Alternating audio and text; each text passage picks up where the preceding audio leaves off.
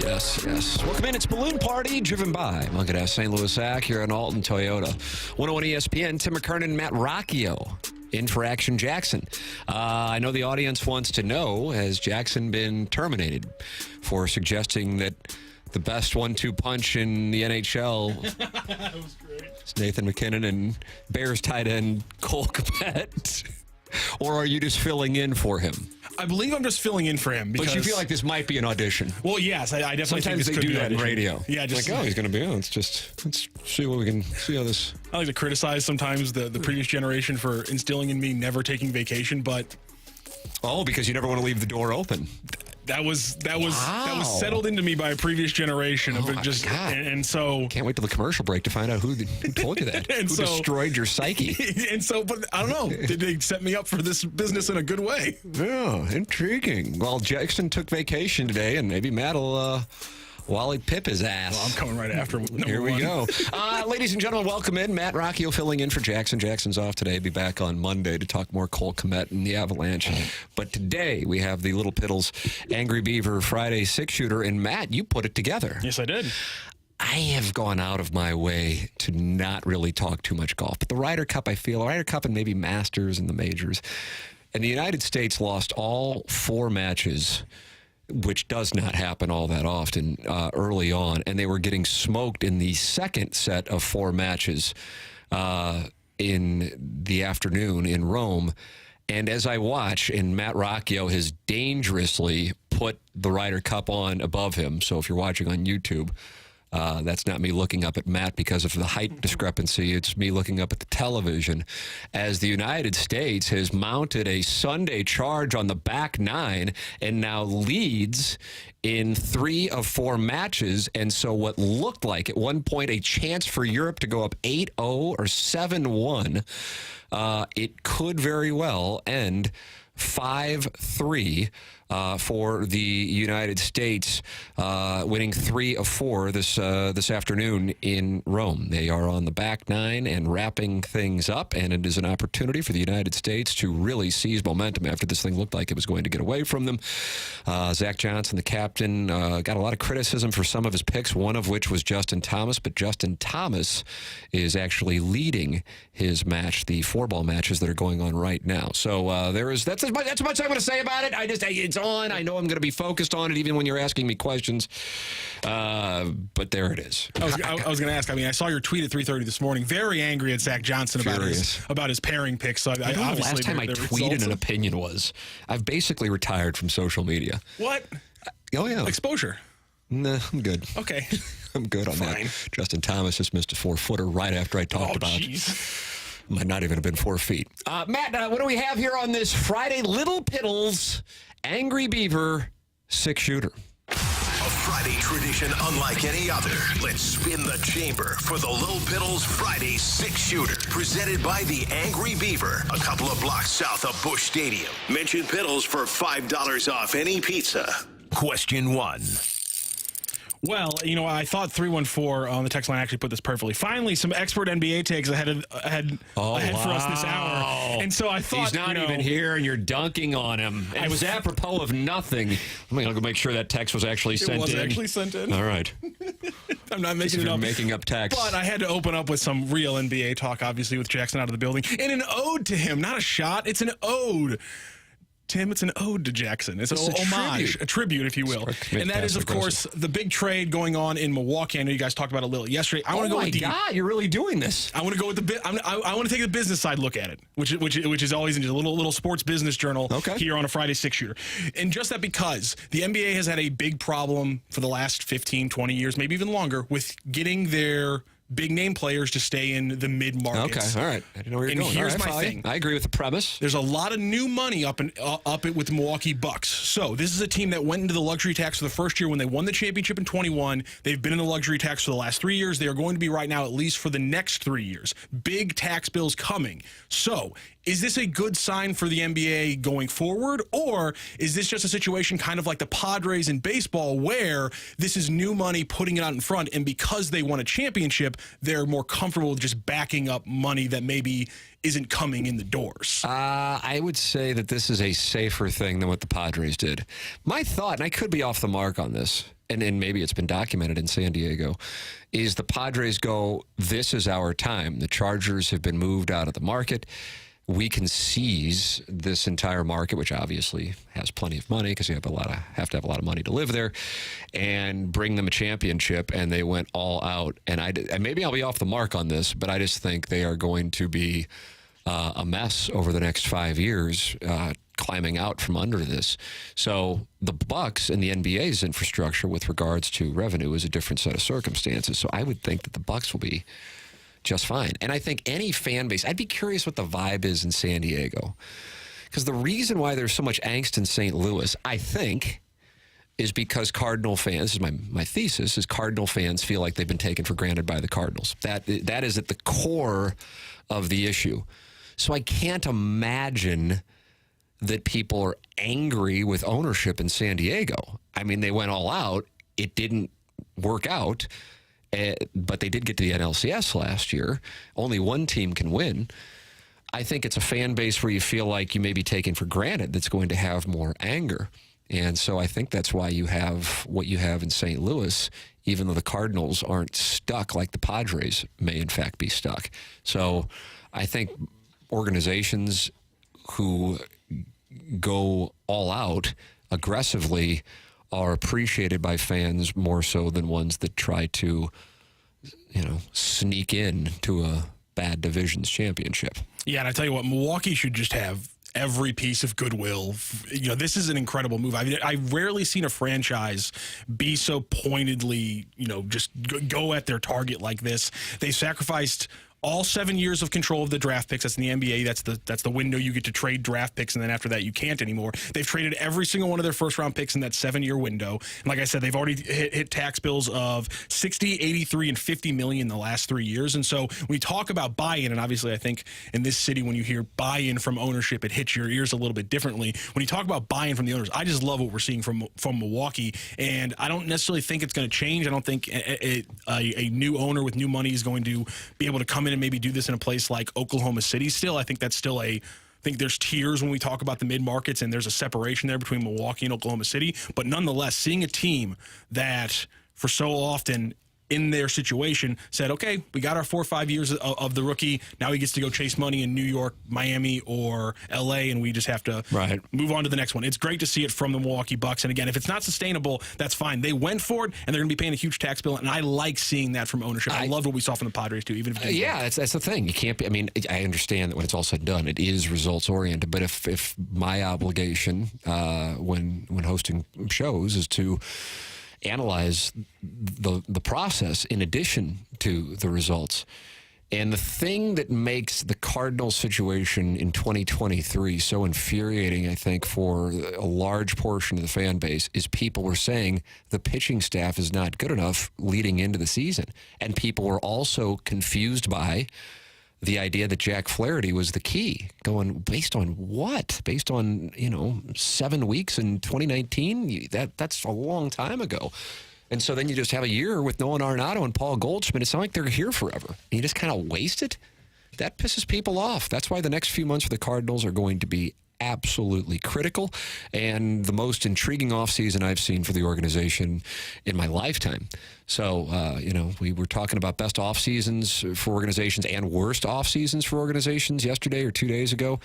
Certainly the 98 to 99 Rams, the 99 to 2000 Cardinals, and the 2018 for the 2019 Stanley Cup Blues are three signature off seasons. As far as importance goes, can the Cardinals even come close to matching what they have done in the past?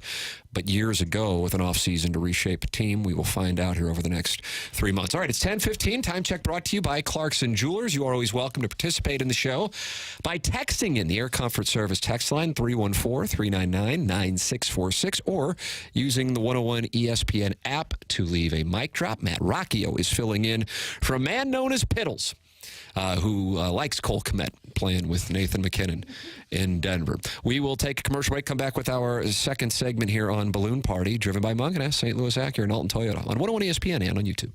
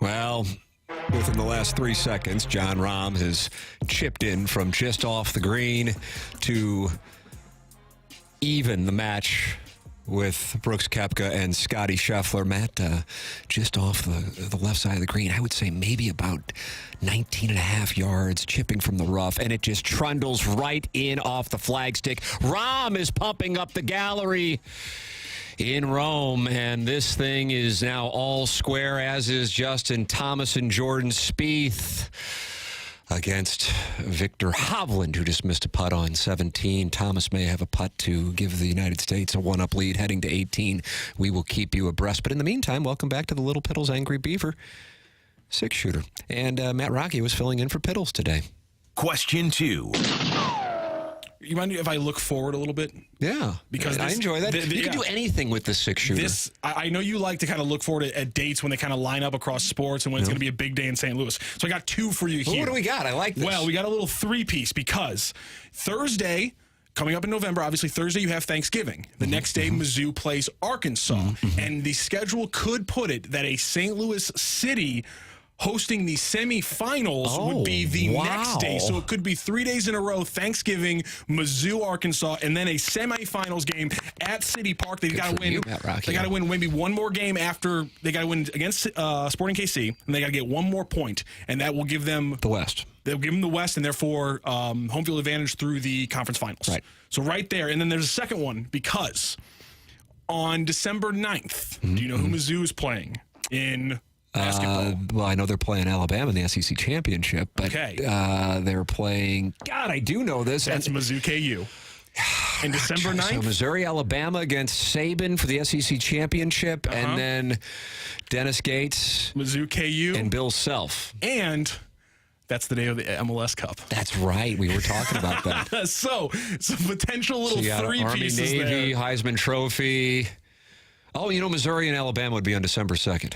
Justin Thomas missed his putt off to the right, and it will be all square heading to the 18th. But you could have Mizzou KU facing off, and then later on in the day, the MLS Cup with City probably away, but potentially at home. Yeah, sure, it could because Cincinnati's the leader overall. But the only they got. Hey, who knows if they get there? Who knows if City gets there? But at least they got a chance. My reaction to you. I take questions. What's the energy around St. Louis going into that Thanksgiving if City is hosting a semifinal game on that Saturday? It's a nice question because obviously we don't have a precedent for it. No. I am anxious to see what happens for the people who will say either I don't care about it or I would like to get into it, but I haven't gotten into it if they are a win away from playing for the MLS Cup. And then theoretically, if the MLS Cup could be here on December 9th, how many more people would get to it? I mean, hey, listen, they're not having a problem with attendance at all.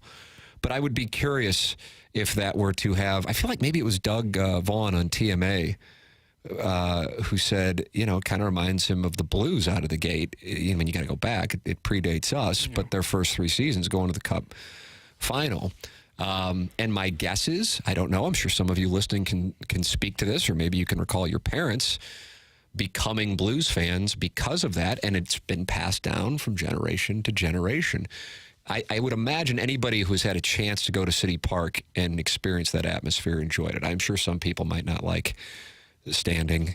Certainly if you enjoyed the atmosphere at Rams games and the knitting circle that went on in the lower bowl, it might not be for you. I feel the need to clip off you making those jokes and carry it around with me on my phone, because when I've made references to that, both to some people in St. Louis and a lot of people outside of St. Louis, they look at me like I am making up a story. Like that went on, and it went on. Text in. I know a lot of you know this happened. It did. It happened It happened when they were bad. Still, I was not old enough to be in the stadium a lot when they were good, so I was only there when they were bad. Blew me away. And I would talk about it on the radio. And people go, that goes on in stadiums all over the place. I'm like, I go on the road with this team to New York and Foxborough and Philadelphia and D.C., and I can't imagine somebody saying to somebody in the lower bowl at one of those teams' games, sit down, but that was just accepted. So it was, just kind of the way it was, and that was part of the deal. You got to don't pay it off, so you sell PSLs, and away we go. So anyway, the atmosphere is one that has people loving going to those games anyway, and then you put playoffs, and it's the first round is best of 3. Mm-hmm. But then after that, it's a one game, so everything's on the line. It's a game 7 after everything that started way back when, and a chance to do that, man. That's what it's all about. So yeah, I'm anxious to see what it does with you already know the hardcore fans are all over it, but what will the people who aren't paying much attention to it, or would consider them casual fans, if they are in a spot where they're making a run, if they would get on board, and then the impact that has years going forward. And one other hypothetical. Yeah, sure. I'm taking hypotheticals. Let's say City does make it to the MLS Cup, and let's say they're playing at home, and it's not Cincy coming from the East. So I got a ticket in the 100s for Mizzou KU. I got tickets in the 100s for the MLS Cup. I know some people out there aren't big soccer fans, but the idea, even if you're not a big soccer fan, the idea of being in a St. Louis stadium when a St. Louis team clinches a championship. Add in the fact that it would then be an expansion team doing it in their first ever year. I don't know how people are taking. I love Mizzou KU. I would die for those tickets. That's the one time where I'm saying, you know what? I'll catch Rock Chalk, Jayhawk, and Mizzou another time. The thing is, I think the person you'd have to ask, and Jackson wouldn't fall into this category because he's hardcore Missouri basketball, but he's not also hardcore City fan. So you have to talk to somebody who's both a hardcore Missouri fan and a hardcore City fan, because otherwise it just simply comes down to your like if you went to Illinois, or if you're from the Metro East and have zero interest in Missouri, you're like, I don't care anyway. Who gives a damn? It's like when Illinois is playing a game, I don't really care.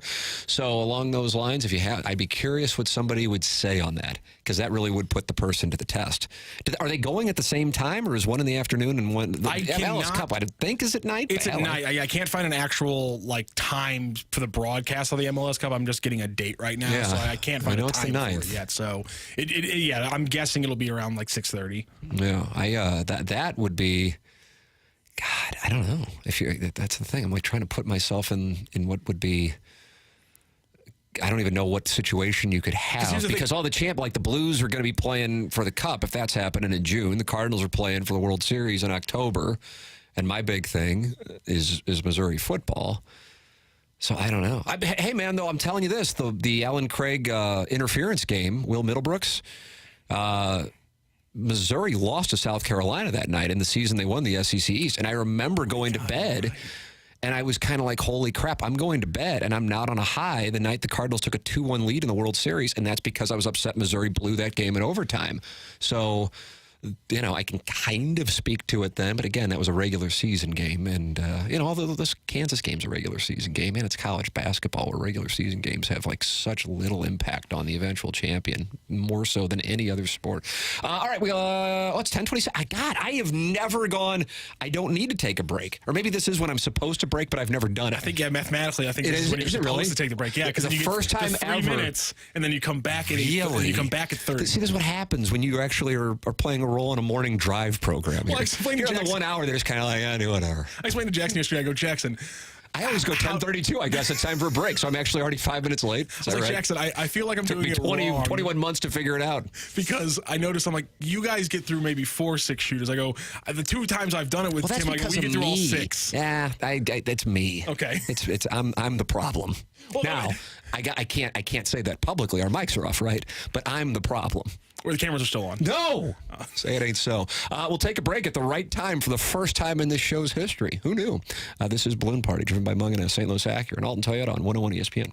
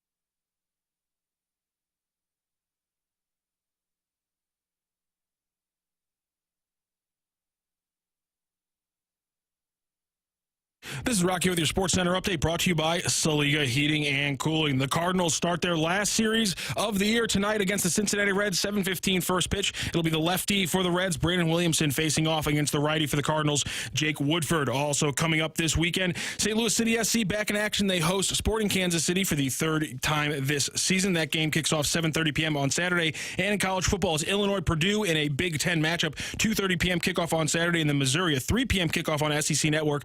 Number 23 Missouri against Vanderbilt. That is your Sports Center update brought to you by Saliga Heating and Cooling, an independent American Standard heating and air conditioning dealer.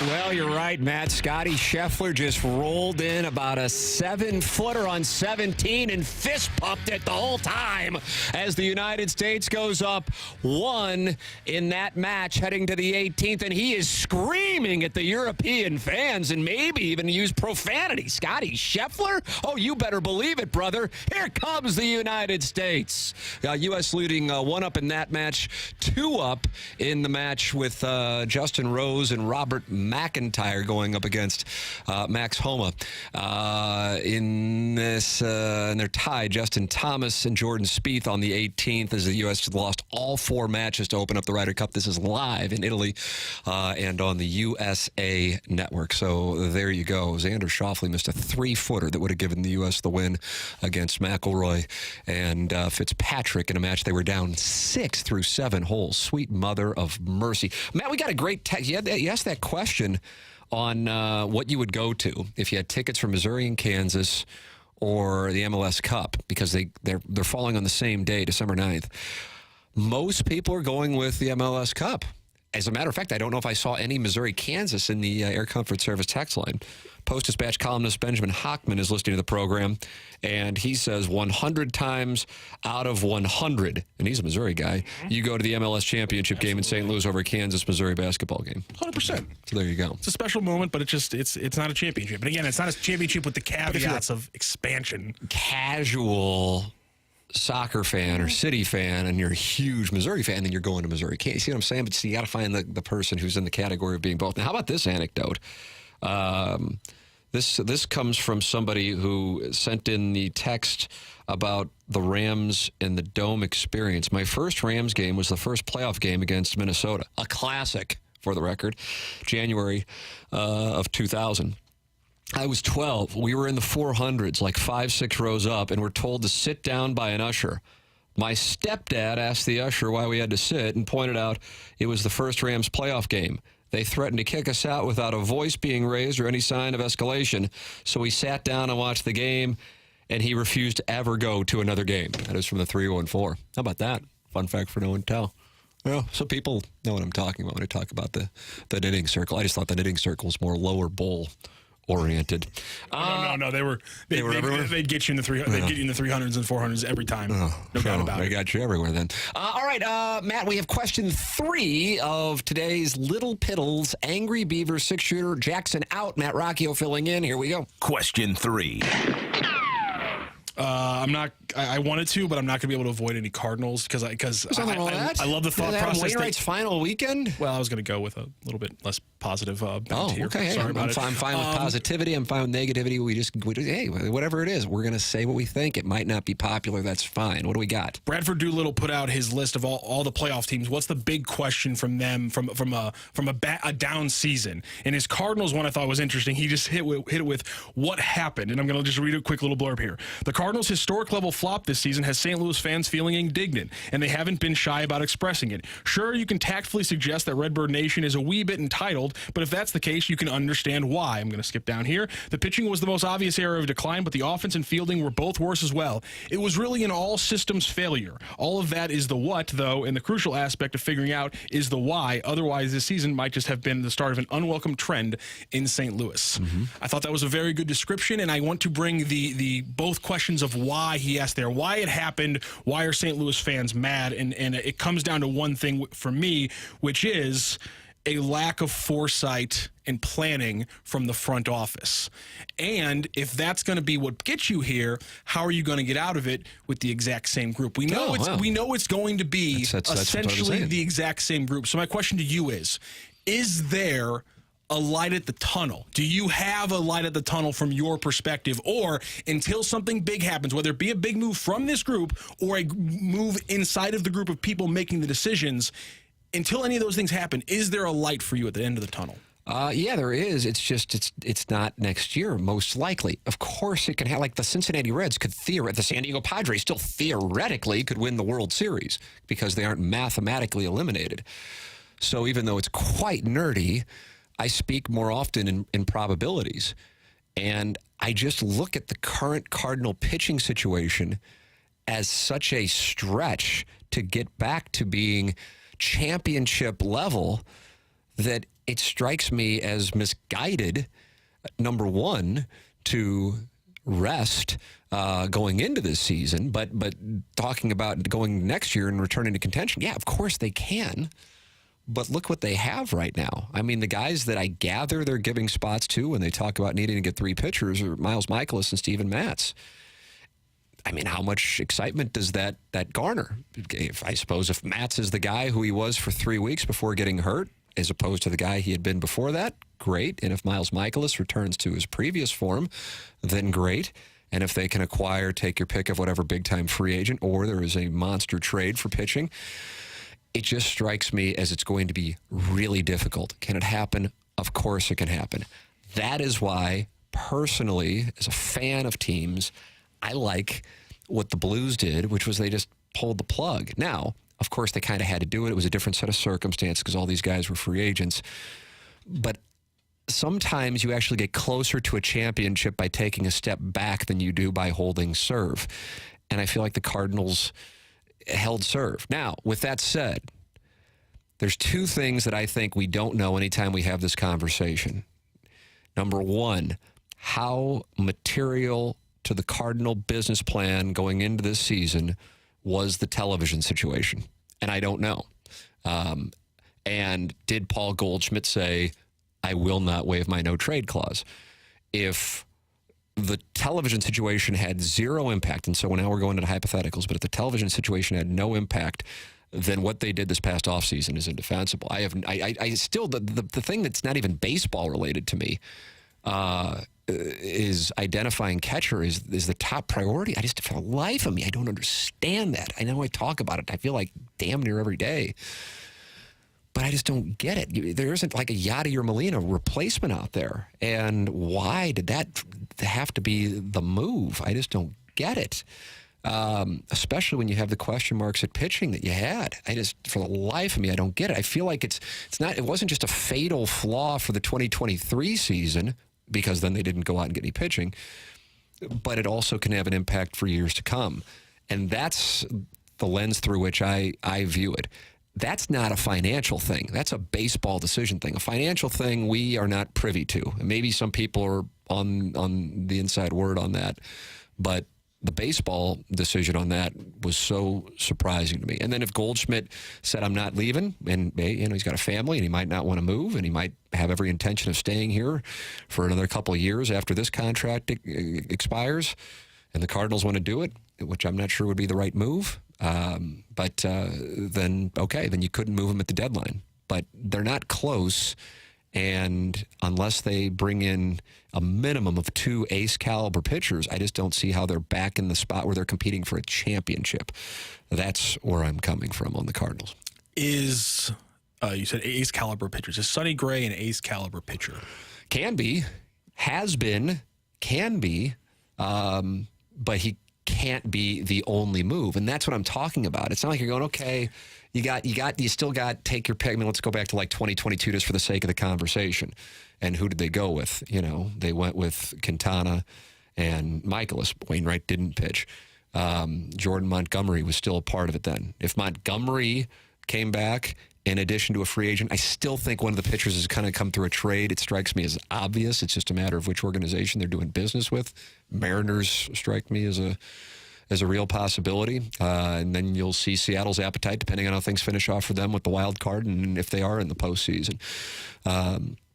I just don't get it. But then at the same time, if they're sitting there going, we can't be aggressive because we don't know what the hell's going to happen with our television deal.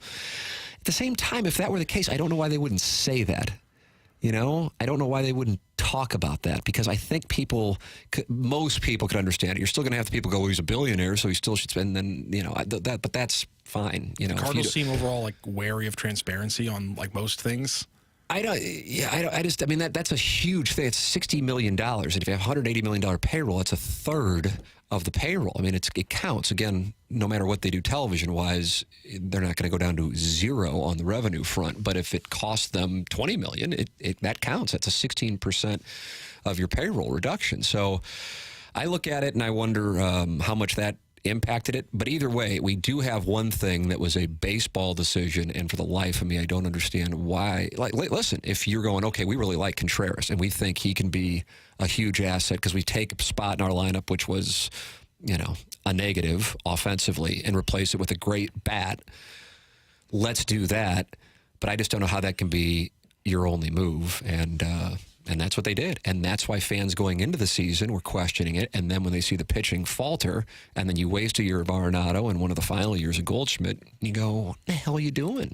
And see, also for me, it like the planning thing that I mentioned off the bat, it seemed like a half measure for a team trying to change. And I think we kind of got that this year at the trade deadline when everything was, well, we need to get more strikeout pitching. And then as soon as the trades happened, it was, well, we got a lot of guys who, you know, are still kind of that, you know, not really a swing and miss guys, still kind of, you know, craftier pitchers. And it's like, okay, well, you just talked about how you need swing and miss, and then you weren't able to acquire it. And you make the Contreras move, and you know now, okay, we're not going to be as good of a defensive team, but then you still lean on a pitching staff that needs a good defense, and you have other holes on your lineup that create problems defensively, and that then exacerbates the issue. So it seemed like a half measure, and it seems like the Cardinals now are stuck in this limbo where they don't know which way they want to go, and that leads them going little bits each way, and that's never going to do well. Half measures are always going to get you screwed in professional sports because there's 10 teams out there going all the way in one direction 100%. And I don't think the Cardinals have decided whether, when it comes to the lineup, do they want to go more defense heavy, or are they going full out offense? Because looking forward to next year, I think there's still questions about what are you doing in the outfield? What are you doing at second base long term? And I think, you know, if you're going to keep Contreras, can you be a plus defensive team with him and Nolan Gorman on this team next year? And I don't think they've answered any of those questions this season. That's why the next 3 months will be absolutely critical for this franchise. Matt Rocchio, Tim McKernan with you to the top of the hour. BK and Ferrario follow. We'll take a commercial break, come back with our final segment of Balloon Party, driven by Munganess, St. Louis Acura, and Alton Toyota on 101 at ESPN.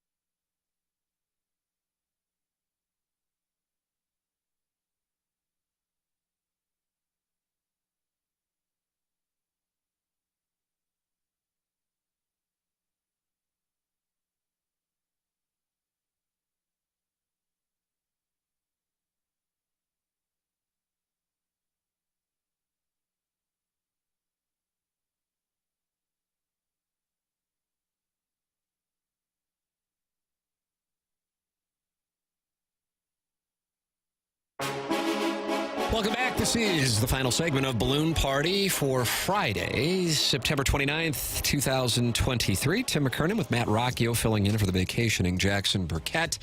Sweet mother of mercy, Matt, during the commercial break. A match that came down to the 18th hole. Victor Hovland and Tyrrell Hatton going up against Jordan Spieth and Justin Thomas. The United States shut out 4-0 in the early morning matches in Rome at the Ryder Cup. And Hovland sinks, I would say, a 15 to 18-footer uphill left to right putt. And that put the action on Thomas. He had to make about a 4-footer. He did. They have the match. The United States currently trailing 5.5 to 1/2 with 2 matches still out on the golf course. What a putt by Victor Hovland. He is undefeated so far in the 2023 Ryder Cup. Meanwhile, Xander Schauffele just conceded his match with Colin Morikawa against Rory McIlroy and Matt Fitzpatrick. And so McIlroy undefeated as well. Xander Schauffele, not impressive to start his Ryder Cup. He is 0-2. So there is an update from Rome for those of you monitoring the Ryder Cup, but everybody is monitoring the Lil Piddles Angry Beaver Friday Six-Shooter with Matt Rocchio filling in for a boy named Piddles. Question 4. Well, there was a little bit of an announcement coming from Columbia, Missouri earlier today because white pants, white jerseys, yellow helmets for the Tigers, and the injury report a little bit overpopulated, I would say, with Brady Cook, Luther Burden, Mekhi Miller will not be making the trip. The cornerbacks still very much an injured position group right now, with 3 still on the group as questionable. Mizzou minus 13.5 against Vanderbilt. Does the injury report have you a little worried about the Tigers versus the Commodores? If you're a Missouri football fan, you never take a game for granted. I guess maybe you took South Dakota for granted. That's about as close as it can come. But Middle Tennessee, I didn't take that for granted. I was still surprised by how close it was, but I didn't take it for granted. I don't take it for granted. It's a road game in the SEC. You certainly should win it. If you lose it, all hell breaks loose. But as a fan, it's just where I am for the purpose of being honest. I can tell you that. I like to give the people the Las Vegas numbers. And, it's interesting, Matt. Since I gave this number out on TMA about 2 hours ago, it has moved precipitously, too. 66% of the bets are on Missouri, and the number is 13.5. Missouri minus 13.5. 34% of the bets, therefore, on Vanderbilt. 92% of the money was on Missouri. But since talking about this on TMA at around 8:30 this morning, a lot of money has moved over to Vanderbilt because now it's only 83% of the dollars are on Missouri. So someone came in, or some people came in and threw some money on Vanderbilt, and I would gather that those are people who saw the injury report. So, it absolutely does. It's one of those things that, because in particular, non-quarterbacks or wide receivers or the occasional running back in college football are not household names. If you have injuries to your offensive line or your secondary in particular, those 2 positions that can really impact those 2 units, but they're not household names, I think they get overlooked in college football. And with Missouri's performance so far defensively on third down, certainly it's been an issue on offense as well. It's something to keep an eye on. And I was surprised to see that discrepancy with so much of the money on Missouri. Listen, could I see him beating Vanderbilt by more than 2 touchdowns? Of course I could. But could I see that being a battle tomorrow? I really could. I'm not just saying that to talk myself out of being worried. So and the main reason is because of the questions in the secondary on the injuries. My guess is you're going to see Brady Cook and Luther Burden, but how healthy are they, and are they going to be looking to really run this thing up when they have LSU the following week, which is a game that, if you are in this position where you're up 2 touchdowns, you're not going, let's keep the guys out there. Let's get them off the field and stay healthy and get the win and get out of here. That's got to be the mindset. Absolutely. But great concrete football knowledge there, Tim. Oh, wow. But I'm going to go with a little superstition, which is... Oh, I see. A few hours after the update to the injury report where everyone was still listed as questionable, I was reminded about the 2019 Missouri Tigers. And their loss to Vanderbilt. That probably ended Barry Odom's time in Columbia, even though he still coached and was on the staff through the Arkansas game. And the fact that week they debuted at 22 in the rankings. Yeah, fun facts for no one. And I was like, cool. I hate this stuff. And then they come out with the double white and the yellow helmet, and now I'm crestfallen. I'm down. The uniforms have you. The uniforms have me completely because listen, recruiting fine, but I need tangible on the field production, and you're not going to get it with a yellow helmet and white on white. So you are down on the stormtrooper with the yellow helmet look. I love the all stormtrooper look. Go with the white helmet. Why not? Right. Why ruin the look with the yellow helmet? Yeah. It's got me down. Well, I understand. I'm passionate about uniforms. Jackson's passionate about uniforms. You're passionate about uniforms. My biggest criticism at the moment and my biggest campaign are the Cardinals returning to the Navy caps on the road. How is that not a bigger thing? By the way, I asked Randy Carricker this because I know that's your big thing, and I believe he would be the vice president of your campaign. Oh, he's on board with the Navy cap? I believe he is on board. Nice. Yes, because, and you're absolutely right. Every time somebody puts out a photo, it's like, yeah, it looks better. The football uniform thing, I've written it off. We had Jeremy Macklin in studio a couple years ago on TMA, and Doug, I think you were in studio for that, actually. Yeah, that was hilarious. And Doug was adamant on the uniform thing, and then Jeremy Macklin was just like, you could tell he was just like flabbergasted. It's like, man, this is what a lot of kids care about, though, these uniforms. Oregon did it, and Missouri did it, and then Doug went on and on, and Jeremy Macklin. And then I felt like he kind of subtweeted Doug later in the day. He went Tavon Austin, and said, man, some people just don't understand. That's all he wrote or something like that. I'm like, is that a reference to his appearance on the show? Hold on a second. But if you have 92 different uniform combinations, are you doing it for the clicks or are you doing it for the wins? I think they're doing it because of the Nike contract, to be real straightforward. But, and I understand that. Hey, man, business is business. Right. But I don't understand. I remember the late, great Brian Burwell and Joe Strauss saying, if you're getting a kid because he likes your uniforms, is that really a kid you want? But you know what? Hey, what's important to somebody who's 17 or 18 is certainly different than what's important to me, and God bless them if that seems to work. I don't really think it has worked since they switched the uniforms up, but whatever. So that's the tale we hear told. Hey, you pride yourself on getting all 6 questions in. I don't know if we're going to be able to do it today. It's 10:58. I don't think so. I just will say, though, one thing. Go search out and find the Travis Hunter video. I did. I watched it. That was incredible. With the Hank Blackburn, is that right? The kid from Colorado State who hit him, who was so great. And you can just tell amazing. Travis Hunter, the wide receiver / corner on Colorado, who's out, and he had a lacerated liver. That was the injury. Holy crap. Considered perhaps the best football player in the country. They didn't have him last week against Oregon. They won't have him this week against USC. And you can just tell that was so genuine. Mm-hmm. You know, that wasn't like, oh, let's do this for clicks. Travis Hunter is like a happy, kind guy. And I also don't think he did it necessarily because Hank Blackburn and his family were catching hell. I mean, they were getting death threats. Yep. He just felt like it was the right thing to do, and he wanted to show people he was cool. I watched that whole video. They went bowling, they talked it over, but it wasn't like this manipulative recruiting thing, like Brian Kelly grinding on a recruit. You know, I love it. That will never be forgotten. Thank you so much for keeping that alive. We got a T-shirt for next week, January. Yes. Yep. Can I please get one? Available. TMSTLshop.com. Go into it. John Rahm just drills a putt on 18 from about 25 feet to have that match. And so the United States looked like they were going to potentially get out of this day 5-3. Now they will be fortunate to be at 6.5, 1.5 with more heroics from Team Europe on number 18. I mean, you got to be kidding me. Unbelievable. This has been something else. This thing might be over by tomorrow. What a mess. All right, time for us to shut it down. Matt, thank you so much, as always, for filling in. Thank you for having me. And, of course, Jackson and I will be back on Monday. Matt will be back on the opening drive on Monday with Randy Carricker, Brooke Grimsley, and Kerry Davis. Coming up next, it's BK and Ferrario for Matt Rocchio, filling in for Jackson Burkett. I'm Tim McKernan. This has been Balloon Party, driven by Munganess St. Louis Acura and Alton Toyota on 101 ESPN.